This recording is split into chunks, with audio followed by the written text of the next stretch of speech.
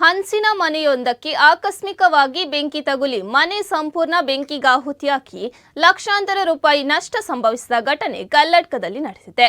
ಕಲ್ಲಡ್ಕ ಸಮೀಪದ ವೀರಕಂಬ ಗ್ರಾಮದ ಗಣೇಶ್ ಕೋಡಿ ನಿವಾಸಿ ರಾಜೇಶ್ವರಿ ಎಂಬುವರ ಮನೆಗೆ ಬೆಂಕಿ ಬಿದ್ದಿದ್ದು, ಮನೆಯೊಳಗಿದ್ದ ಬೆಳೆ ಬಾಳುವ ವಸ್ತುಗಳು, ಮನೆಗೆ ಸಂಬಂಧಿಸಿದ ಅಗತ್ಯ ದಾಖಲೆಗಳು, ಎಲೆಕ್ಟ್ರಾನಿಕ್ ವಸ್ತುಗಳು ಸಂಪೂರ್ಣ ಬೆಂಕಿಗಾಹುತಿಯಾಗಿದೆ.